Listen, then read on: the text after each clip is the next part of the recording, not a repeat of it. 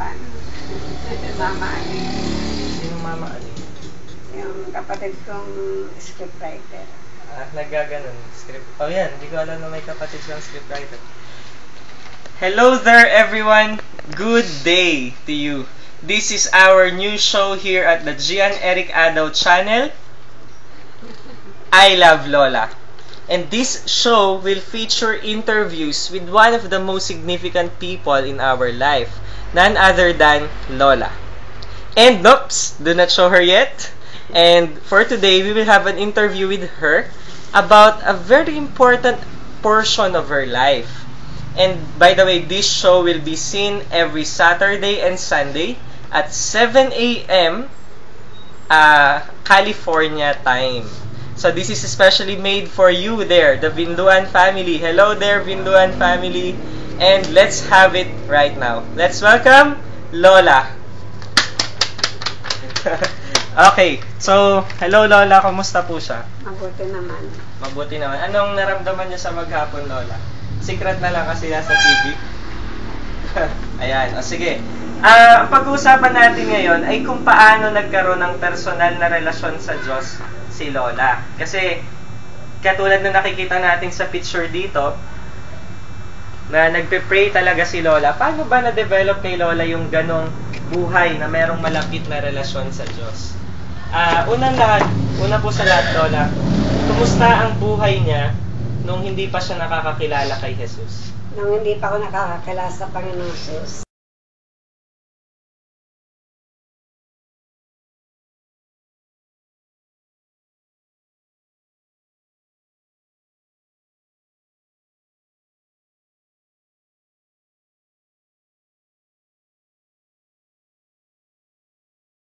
na minsan nagkaroon ako ng karamdaman. Payat na ako dahil sa karamdaman ko. Nagkaroon ako ng nervous. Isang araw, dumalaw ang kapatid na Rosing, ang ina Rosing at saka Dolores, yung may pinsan ng aking asawa, pinsan ng pamangkin. Pinsan ng lolo. Pinsan ng lolo. Ngayon, nangyari nung ako'y makumusta,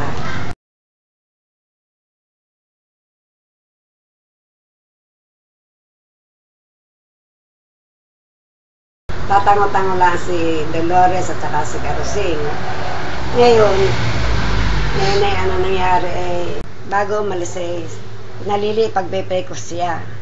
Salamat sa Panginoon at nung ako may pag-pray, nung gabing yun, nakatulog ako na mahimbing. Kinabukasan dumalaw uli si Carosing at si Dolores. At kinumusta nga ako. Sabi nagkataon noon ay merong talagang sabi, dalawin niyo ako araw-araw dahil ako ay nakatulog na mahimbing.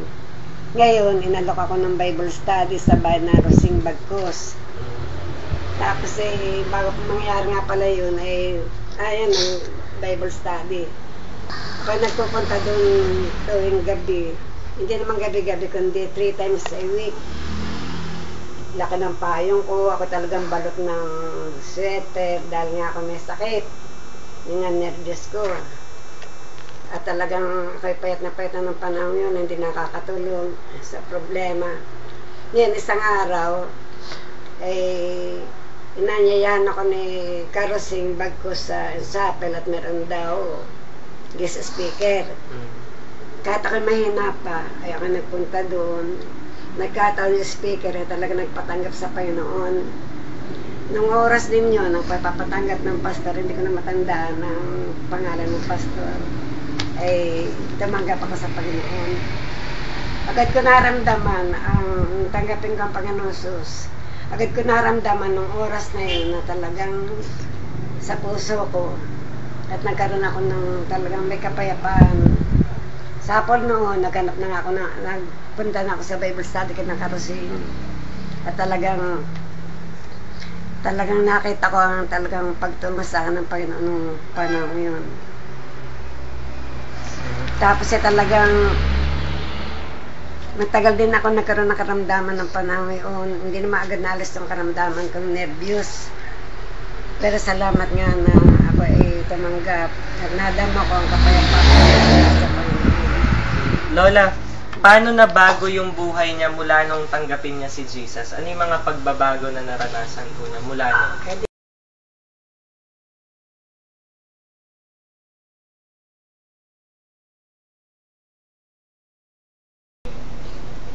At ako na may laging pinupunta ni Karosing at ni Dolores na pinagpipray ako. At mula noon, parang nadama ko ang kapayapaan na nagmamula sa Panginoon. Tapos sa pagbabible study, hindi pa naman ako makakilos na sabihin manambahan. Kung kahit matagal ako bago naging tunay na Kristiyano. Tapos ako'y laging pinupunta ni Maria Esther Bandong dahil yun ay Kristiyano na.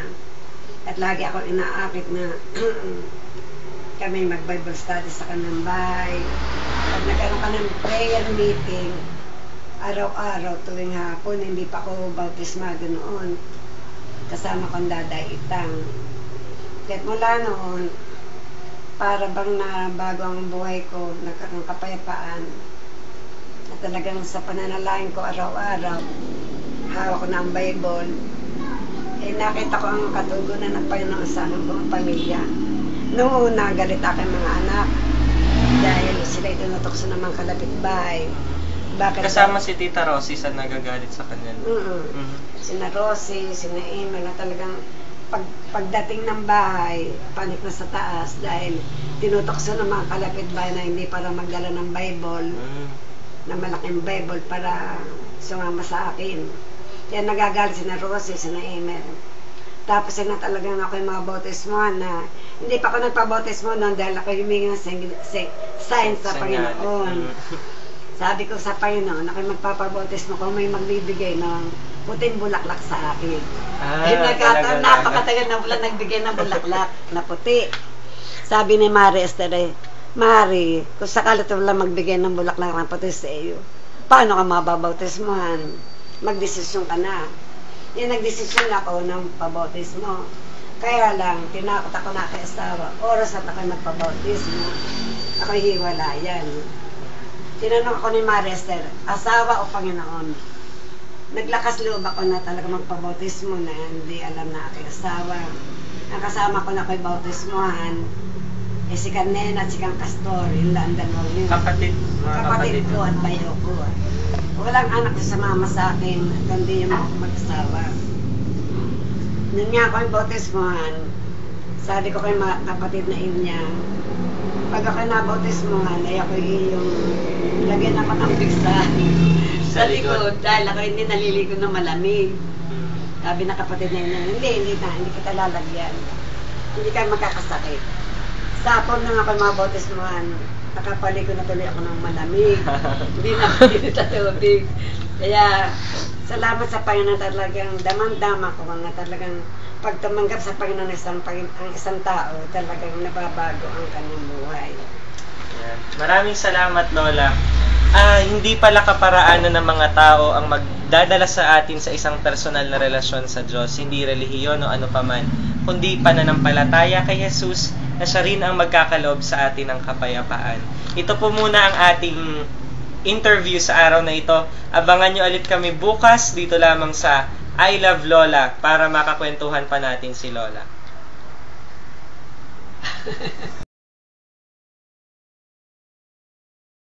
Lano yung 1937? Imindol. Ay halos tambay. Hindi naman yung mga kalapit namin. Sa bowling. Sa linggo kami doon natutulog. Nasaan po yung bowling? Sa tapat ng bahay niya? Oo. Hindi naman katapat. Basta tagiliran. Palaruan ng mga bowling gano'n? Ako pimboy ako ay. Hindi ko alam yun Siyempre 27. Bagong panganas kampan, 19 kay Manding. Parang ganyan din pong pagguho. Dito sa Paite. Walang gumuho. Simbahan ng Katoliko. Gumuho? Gumuho. Wala naman tagiliran.